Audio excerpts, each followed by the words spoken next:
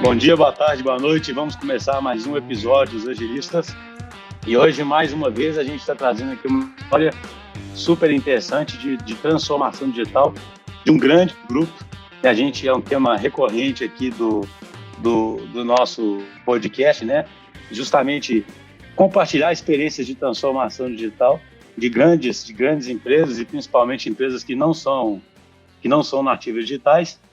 E esse convidado aí que a gente trouxe é super interessante, porque ele não é da área de TI originalmente, e ele tem uma visão da qual eu compartilho muito, de que toda a transformação digital é muito mais consequência de uma mudança mais profunda, uma mudança anterior aí, que é muito mais organizacional e muito mais de pessoas, né?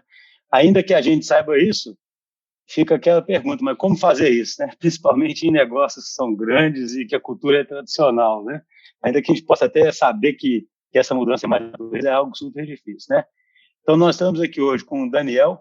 Eu estou até rindo aqui porque eu pedi para ele me falar o sobrenome dele. Eu já estou vendo a dificuldade que as pessoas têm para falar o meu sobrenome. Então, eu vou pedir para o próprio Daniel se apresentar. Ele é CIO do Boticário. Daniel, se apresente aí, por favor. Muito obrigado e conta um pouquinho do seu background, da sua história. Legal. Primeiro, obrigado a vocês pelo convite aqui. Estou super feliz de compartilhar com vocês. Vocês já são um podcast antigo, né? Tradicional, muita gente já conhece, então é legal poder estar aqui. Meu nome é Daniel Knuffels, é assim que falam sobre o nome alemão, austríaco. É difícil mesmo, não tem nenhum problema. Contando um pouquinho, né? Você perguntou, você comentou aqui da minha trajetória. Acho que eu brinco que isso aqui é minha invenção, mas que eu sou o primeiro jornalista que virou CIO. Não sei se é verdade, se eu sou o primeiro ou não, mas talvez eu seja um dos únicos, né? Eu sou formado em comunicação social, em jornalismo mesmo. Nunca exerci, né? Nunca fui jornalista na vida, isso aqui é um pouco para brincar. Mas, na verdade, eu acho que isso mostra bastante, representa bastante, é um ícone bem forte daquilo que o Grupo Boticário está fazendo para atuar em tecnologia, né? É uma mudança radical de pensamento. A minha carreira foi sempre baseada em business, eu fui consultor de empresas, depois eu entrei no Boticário em 2008, primeiro fui diretor da operação de Portugal, a gente tem 60 lojas, e-commerce, venda direta em Portugal, eu cuidava da nossa operação própria lá. Logo depois eu virei diretor internacional, uns 3 anos depois fui diretor dos outros países também, que são franqueados, não são operações próprias. Em 2014, eu assumi a Eudora. A Eudora hoje é a segunda maior marca do grupo, tem tido um crescimento bem legal, bem vertiginoso, e é uma operação bem digital também. Então, fiquei 5 anos nessa operação, já de volta ao Brasil em 2014.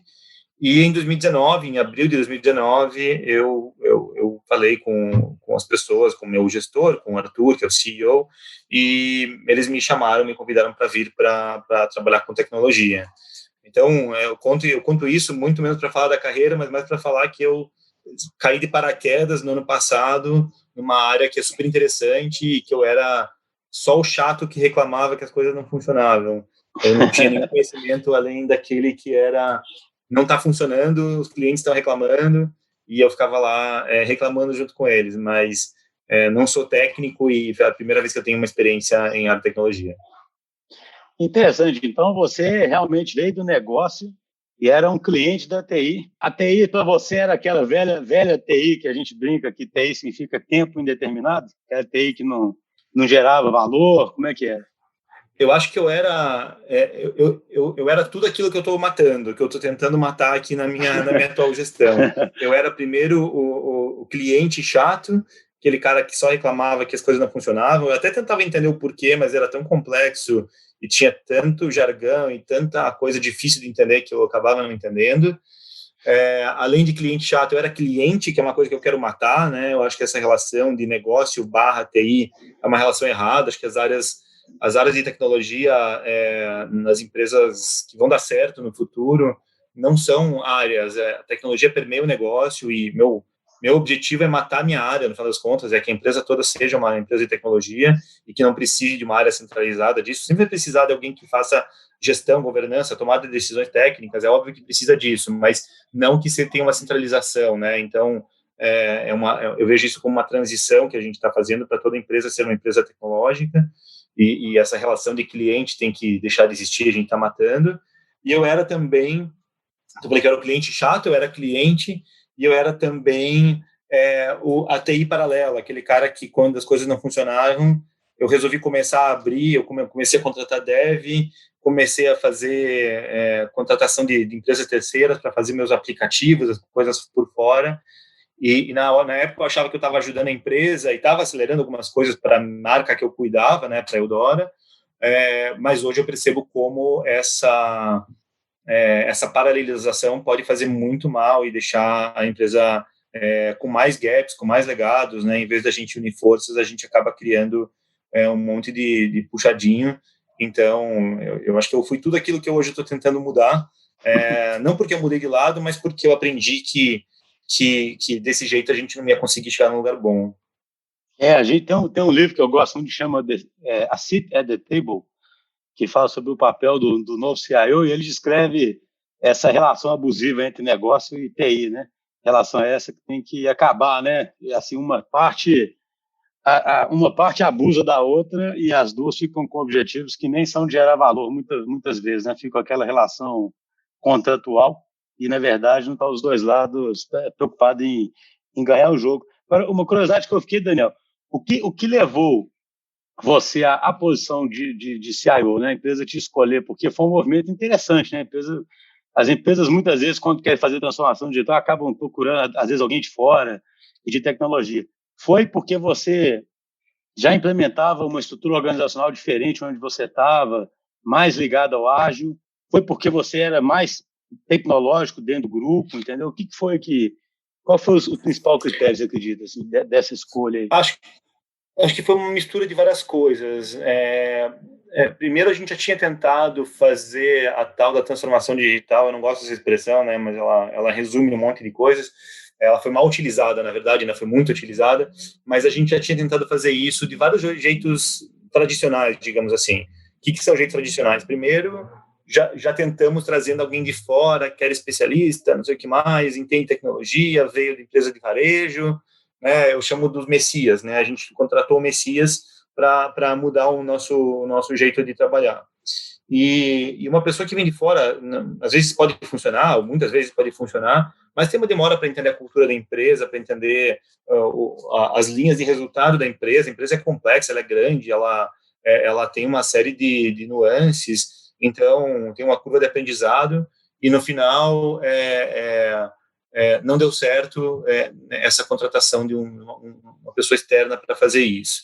E também tem limitações de conhecimento do negócio que a gente trabalha, né? Demora muito para a pessoa entender tudo isso. A segunda coisa que a gente tentou logo em seguida foi contratar consultorias. Né? Então a gente sai do Messias e vai para o médico, né? Vamos tentar achar o médico que é especialista naquela doença ou que é um cara formado nas melhores faculdades e ver se ele consegue achar um remédio para a gente. E a gente foi lá, contratou consultoria e fez, e obviamente teve boas discussões e evoluções, não é que nada disso serve, mas a consultoria, ela traz um framework, né? Ela tem um modelo que ela aplica em todas as empresas que ela faz. E o Boticário, assim como eu acredito a maior parte das empresas grandes e complexas, tem particularidades que frameworks não atingem, não resolvem, eles são generalistas, e aí você tenta colocar um modelo de trabalho que é igual para todo mundo, e ele também não funciona, até porque você está começando, na minha opinião, pelo lado errado, né? Você começa, você quer emagrecer, mas você toma remédio antes de você fazer exercício, né? Então, você pode até tomar remédio, mas a primeira coisa que tem que fazer quando você quer emagrecer é começar a andar, né? Então, a gente foi por esse lado. A gente foi para uma terceira fase antes de ser a escolha de uma pessoa como eu, que foi a fase de buscar o que eu chamo do médico alternativo. A gente foi buscar essas empresas que conhecem ágil, que conhecem as metodologias, então não é uma consultoria, mas são consultorias, mas né, do lado oposto, e elas trazem o contrário, né? Elas trazem a mudança sobre vamos mudar as pessoas, mudar a cabeça, mudar o mindset, que é uma coisa super importante, só que ela faz negócio só bottom-up, é uma coisa demorada, é uma coisa que não dá para ser feita se não tiver uma mudança em toda a organização, uma mudança maior.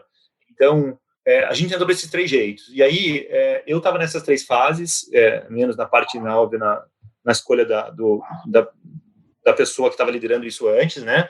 Mas percebi que nada disso funcionava. E a gente precisava muito, na unidade que eu estava, em Eudora, da digitalização, para resultado, de curto prazo. Não era uma questão de propósito de longo prazo, a gente precisava fazer. Eu fui me aproximando dos temas de tecnologia, fui vendo essas coisas não funcionarem, e eu percebi uma coisa que aconteceu lá em Eudora, que era as pessoas mudaram o jeito de trabalhar, mudaram a cabeça, mudaram o jeito de se relacionar. Quando a gente começou a fazer isso de uma forma natural, para resolver problema, a gente percebeu que aquilo era um jeito diferente. E depois, lendo, falando, entendendo esses frameworks, a gente percebeu, opa, isso aqui tem fundamento. E tem gente que sabe fazer isso de forma profissional escalada. Então, eu acho que foi uma junção de uma experiência empírica que eu tive, porque eu estava numa unidade pequena, onde a gente precisava de resultado, e a gente aplicou intuitivamente, depois viu que aquilo tinha fundamentos, e a gente foi fazer experiências que acabaram nos ensinando muito e que levaram a empresa a aprender que, no final, uma pessoa que estava mais tempo em casa, conhece a cultura da empresa, e aí sim experimentou alguma dessas metodologias, conhece um pouco disso e conhece o business, tem mais capacidade de liderar uma mudança do que as outras formas. E não é que eu estou fazendo nada sozinho, né? Quando eu falo liderar a mudança, porque no final eu preciso de parcerias fortes do RH, parcerias fortes das marcas. No final, a gente entendeu que nada disso acontece sem uma mudança real nas pessoas e o entendimento de por que está fazendo isso. Você precisa ter uma visão estratégica e precisa ter um motivo real. Se não tiver um problema real para resolver, fazer isso porque está na moda vai sempre patinar.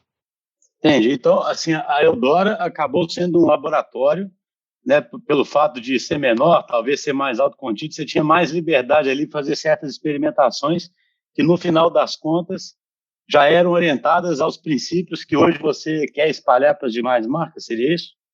Acho que isso, o grupo tem uma coisa muito legal, muito bonita, que é um grupo muito empreendedor, e ele tem várias marcas, várias unidades de negócio em estágio de maturidade diferente. E a gente sempre teve o conceito de aprender coisas diferentes em cada uma delas e depois espalhar pela organização. Isso foi sempre parte do nosso conceito. Pode ser desenvolvimento de produto físico mesmo, maquiagem, cor e tendência de cores, novas tecnologias de produtos, essas coisas todas, e também tecnologia. E Eudora, como era uma marca muito pequena e concorria com players muito grandes e fortes do mercado, a única alternativa de crescimento dela era através de uma relação digital com a revendedora, porque isso ia trazer um diferencial competitivo. Em 2014, quando você estava falando de relações digitais, de aplicativos, etc., não era comum no mercado ainda. Então, era a nossa chance de a gente ser diferente e melhor e mais eficiente na prática, o diferente era para ser com mais eficiência do que o resto do mercado, e a gente crescer de forma acelerada. Então, a gente precisou, no final, era uma necessidade que a gente tinha em Eudora, e a gente sabia que se desse certo lá, como as outras experiências que a gente teve de escalar pela organização, a gente podia levar para isso. Então, foi por necessidade, foi porque não tinha outro jeito de trazer um bom resultado se não fosse por um caminho digital. E isso acabou nos ensinando que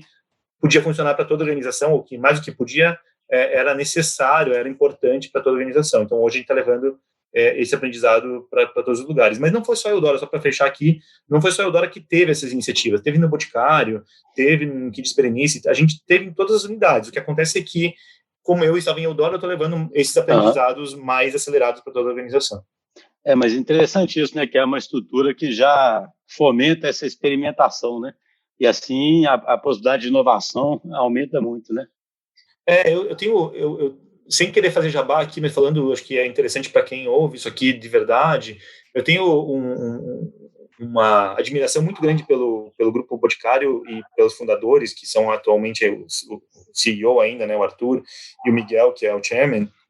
Eles estão ainda muito presentes, exatamente porque eles nunca foram acomodados com o sucesso.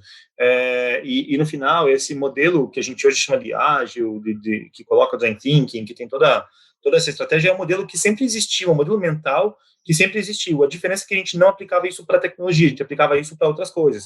Eu não aplicava para tecnologia digital, aplicava para outras tecnologias, tecnologia de produto, tecnologia de loja, tecnologia, o customer experience na loja. A gente sempre se preocupou com a jornada do cliente nas nossas lojas. Então, essa mentalidade, inclusive de tentar fechar, dar certo, dar errado, várias vezes a gente empreendeu em várias novas frentes de trabalho que depois não deram certo, a gente fechou.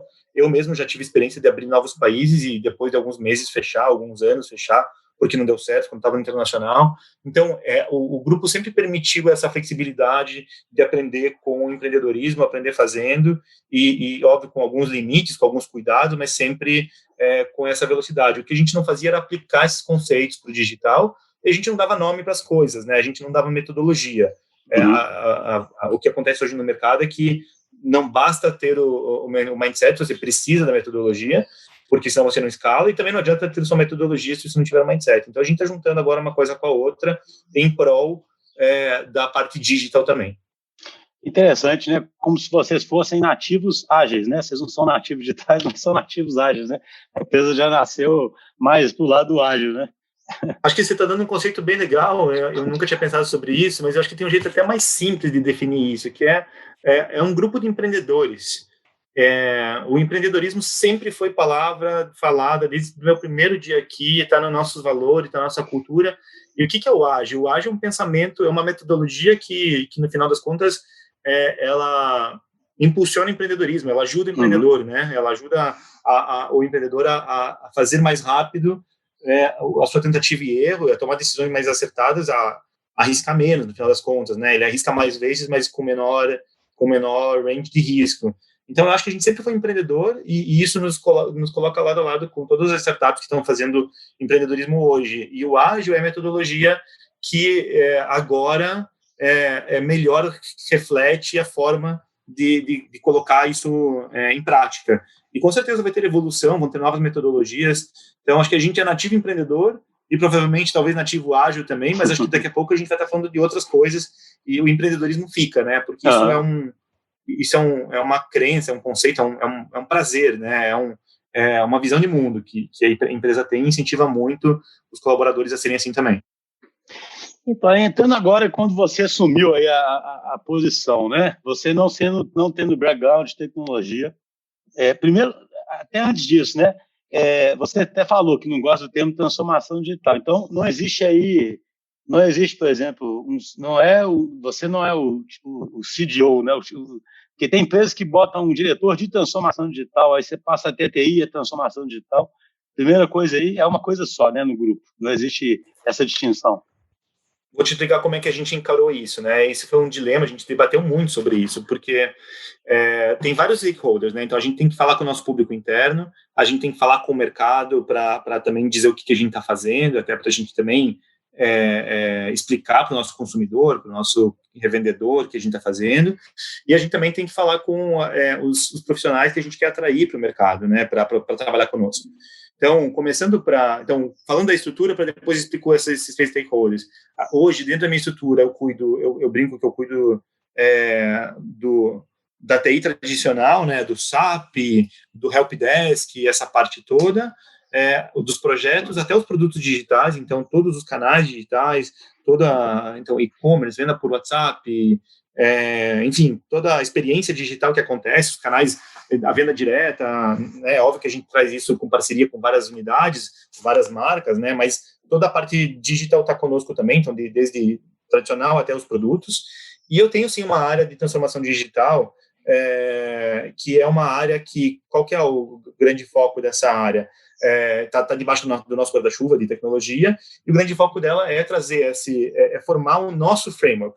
A gente não quer pegar nada de mercado, a gente quer ter um modelo de trabalho que escalado para toda a empresa, porque senão a gente vai ter vários jeitos diferentes. Numa empresa de 12 mil pessoas, isso pode dar muito errado. Então, a gente tem que garantir os ritos, os nomes e algumas coisas que sejam padrão para todo o grupo Boticário, e essa área tem isso, tem os agilistas ali embaixo, tenho 20 agilistas espalhados pela organização, trabalhando, mexendo na forma de trabalhar, ensinando a fazer metodologia, fazendo agora online. Então, eu tenho isso, e a gente faz discussões de cultura, discussões de modelo de trabalho, de perfil profissional. Então, tudo isso acontece. É necessário, numa empresa que está mudando, ter esse tipo de discussão e ter uma área para isso e encarar isso. Então, eu não tenho nada contra fazer isso, até porque a gente precisa para mudar a organização, que dá muito certo, mas pode melhorar ainda mais.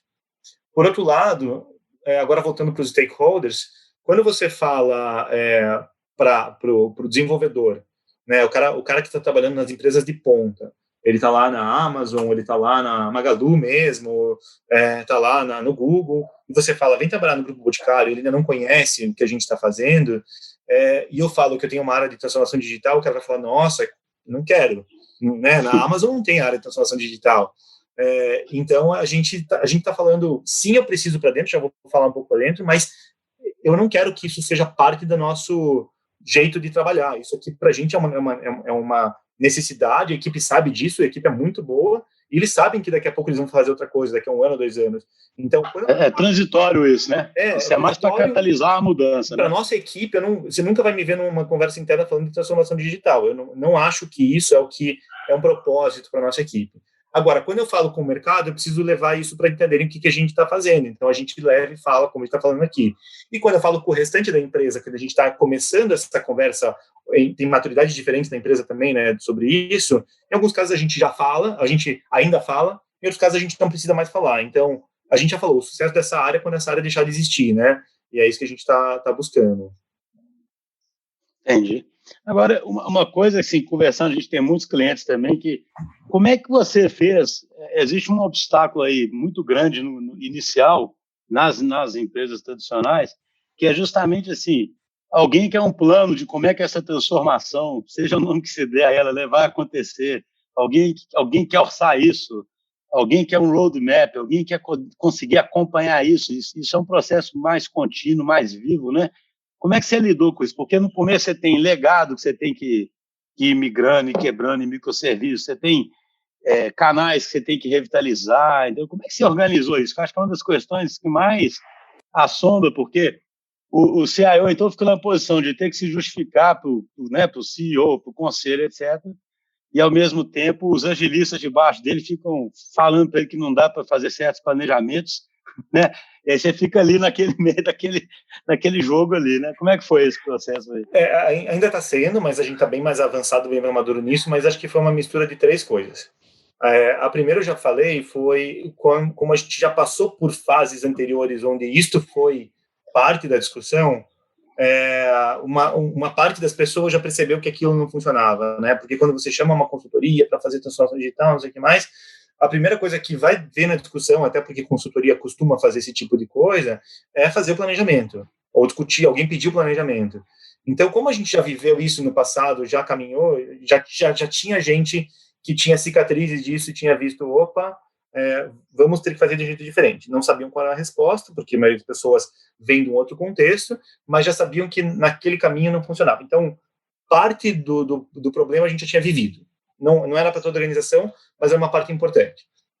A segunda coisa, eu contratei uma equipe debaixo, né, da minha estrutura que tem esse conhecimento do mercado, que trabalha com isso e que são muito seniors, e que eles vêm com o escopo de mostrar para a gente como é que é. Então, a gente está dando espaço para eles atuarem e a gente deu espaço para eles, entre aspas, aqui brigarem ou se exporem. Então, a gente está contratando gente com o intuito de falar, vocês têm que nos dizer o que a gente tem que mudar. E são pessoas seniors, então não dá para contratar só o pessoal da base, que é super importante, mas tem que contratar alguém que vai formar opinião, né? Algumas pessoas. Então, a gente contratou gente muito senior de mercado, que sobe muito a barra, sobe muito a régua, para que a gente possa ter discussões de igual para igual. Então, são 2 escolas, né? Tem a escola do planejamento, a escola do ágil. A gente está colocando essa conversa para acontecer com pessoas muito seniors que conseguem rebater e mostrar outras formas de trabalhar. E tem exemplos para isso reais, né? Viveram isso em outros lugares. E terceiro, como eu já sabia que era uma batalha muito difícil, mais do que uma batalha, né? Mas que era um trajeto, era uma jornada muito longa e difícil. Quando eu comecei a discutir se eu vinha ou não vinha para essa posição, eu tive uma conversa muito profunda com o CEO e com o VP corporativo, que é para quem eu respondo, dizendo exatamente isso. Assim, a gente vai precisar de apoio, a gente vai precisar de muito investimento, dinheiro on top, porque por um tempo você vai precisar equilibrar legado com coisas novas, você não consegue desmontar todas as coisas de uma vez, então você vai ter que gastar mais, vai ter que contratar mais gente, até tirar terceiro, até tirar projeto. e eu vou precisar um pouco, entre aspas, aqui de costas quentes, né? Não é que eu tenho costas quentes, mas o sponsorship do CEO, no final das contas, é muito importante para as coisas acontecerem, porque ele tem que querer. Se a liderança mais alta da empresa não quiser, não adianta ter os profissionais top que eu falei, não adianta ter dinheiro que eu falei, e não adianta nem ter vivido a experiência anterior e dado com aprendizados, com alguns insucessos, se o CEO não tiver comprado e não tiver afim. Então, o CEO e o top management têm que estar muito alinhados com isso, e felizmente aqui no Boticário, até pelas características que eu te falei, isso aconteceu com alguma facilidade, mas eu tive que deixar isso bem claro, porque eu sabia que 6 meses depois, com muitos milhões de reais a mais investidos e com um jeito diferente de fazer de trabalhar e fazer planejamento, isso poderia dar pau, né? Poderia ser uma coisa complicada. Não, eu sempre brinco, né, que até tem uma enzima nossa que são pequenas pílulas que a gente faz aqui, que eu falo sobre a gente brinca que eu chamo de comparação platônica, sabe?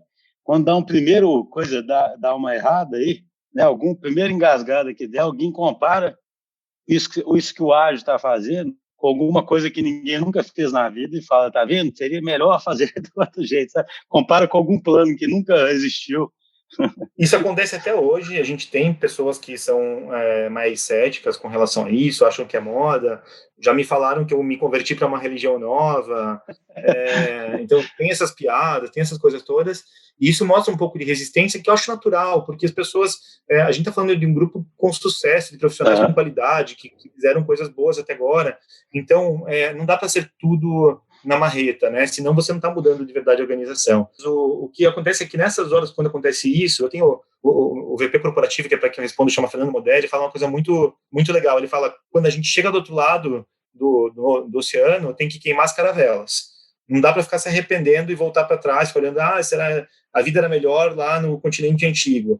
Não, eu cheguei aqui, eu tenho que ir para frente. Então tem que ter um pouco de voto de fé mesmo. Você tem que ter confiança de que você precisa e quer fazer isso, e que mesmo nos primeiros desafios, que vão ter vários problemas no meio do caminho, você tem que continuar fazendo, porque você acredita que isso que vai te levar para frente. Se você não acredita e você está fazendo só porque o mercado manda, porque é uma moda, ou porque o chefe mandou, não vai dar certo, não vale a pena, é gastar dinheiro à toa. E começar e parar no meio é que nem fazer regime e parar no meio, né? Você precisa perder 8 quilos, você fez um regiminho, perdeu 2, final de semana você vai lá e vai comer coxinha e brigadeiro, e depois você acha que vale a pena continuar o regime. Não dá, é disciplina, né? Precisa fazer, precisa acreditar e precisa manter a disciplina. De vez em quando vai ter um brigadeirozinho, vai ter necessidade de açúcar, é bom, mas tem que ter disciplina e saber para onde está indo, o que está buscando, pelo menos. Então, você disse, você assumiu em 2019, não é isso que você falou, né? Isso, em abril do ano passado. Abril do ano passado. 2019. Então, e como assim, em que estágio vocês estão em termos de visão? Porque eu acredito mais em ter uma visão, não tão, né, uma visão de onde quer chegar, do que propriamente ter marcos muito bem estabelecidos. Mas como é que você avaliaria o estágio que vocês estão e aonde vocês querem chegar com essa transformação que você não chama de digital, né? É uma outra...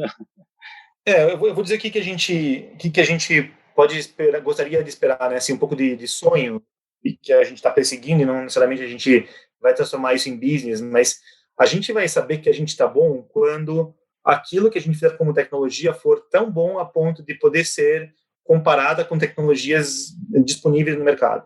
Então, vou dar um exemplo na Beleza na Web, que acho que é um exemplo claro, a gente acelerou comprando, né?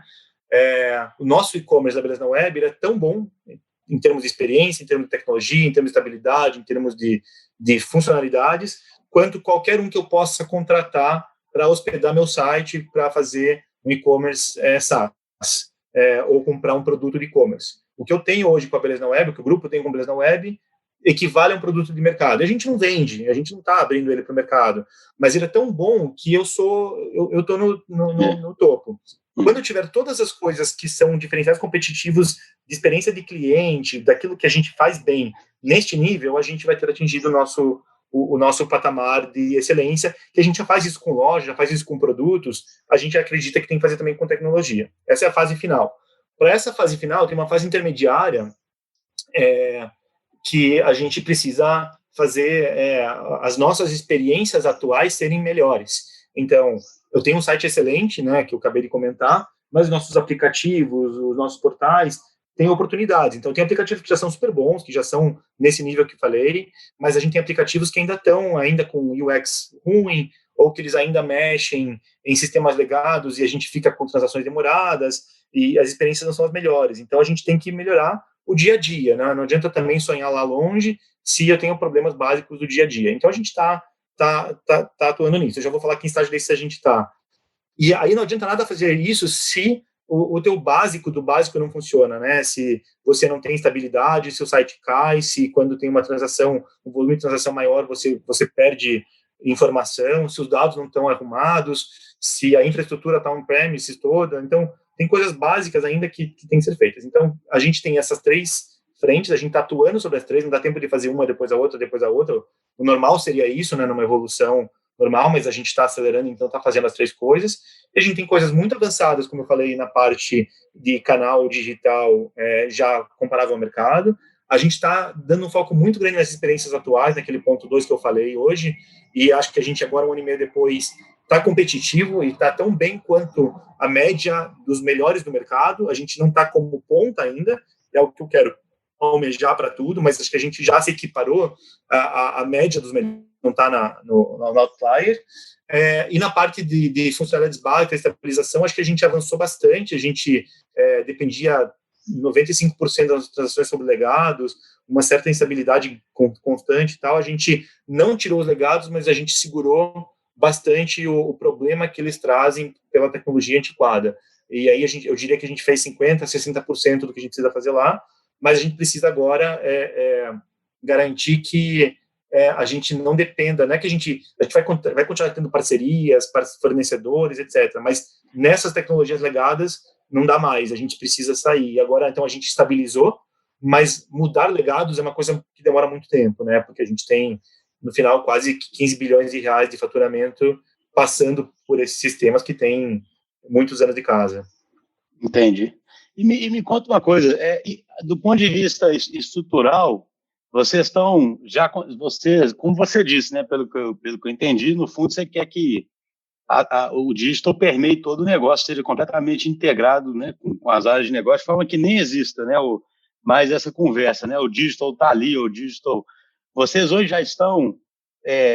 porque assim, eu vejo muitas empresas que se organizam em tribos, ou o jeito que a empresa quiser se organizar, né, apenas com referência em tribos, squads, etc., mas muitas vezes ainda dentro da TI, e aí fica respondendo ao negócio, sendo que, idealmente, você deveria começar a quebrar essas fronteiras e estar tudo organizado em torno do fluxo de valor mesmo, né? Como é que estruturalmente vocês estão organizados, ainda pensando nessa quantidade de marcas e geografias que vocês têm, né? Que eu acho que faz ficar mais complexo ainda.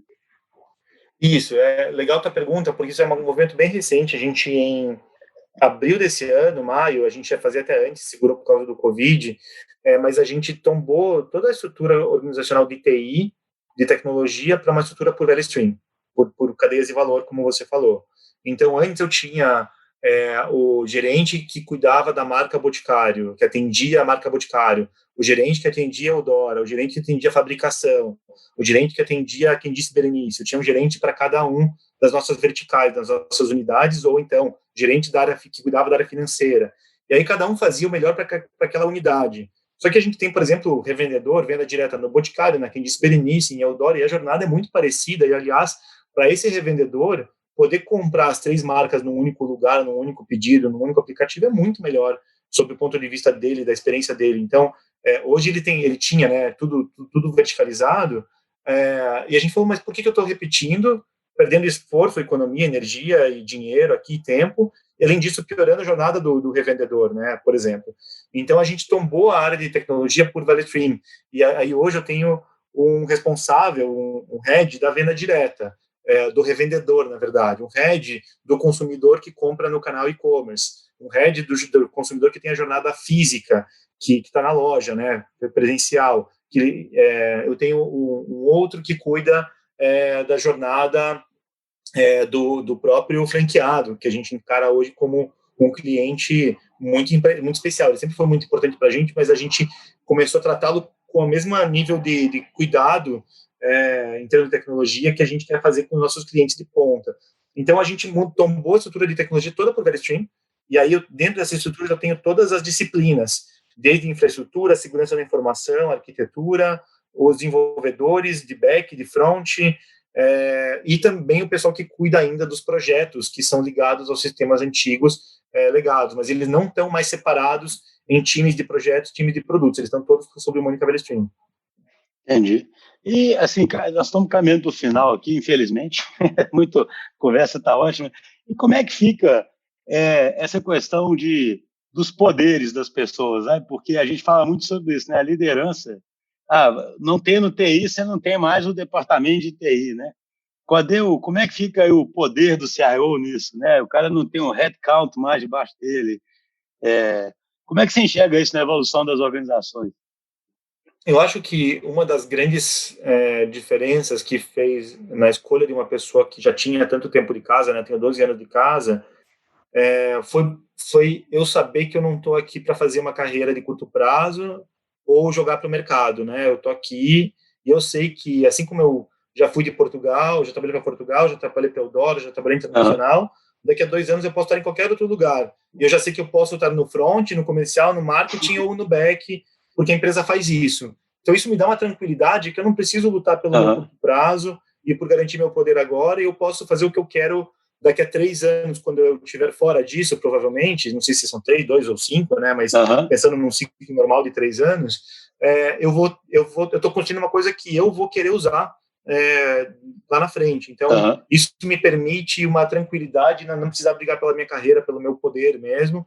E é claro que tem coisas que doem para mim, para as pessoas, né? Não é que nem tudo são flores, mas eu acho que você poder ter uma visão de longo prazo e você poder compartilhar a visão do acionista permite você fazer as escolhas melhores, em vez de você ficar disputando espaço na revista, né? Eu brinco, e é verdade, na verdade, a gente não se inscreve mais para prêmios, aquelas coisas, aqueles reconhecimentos.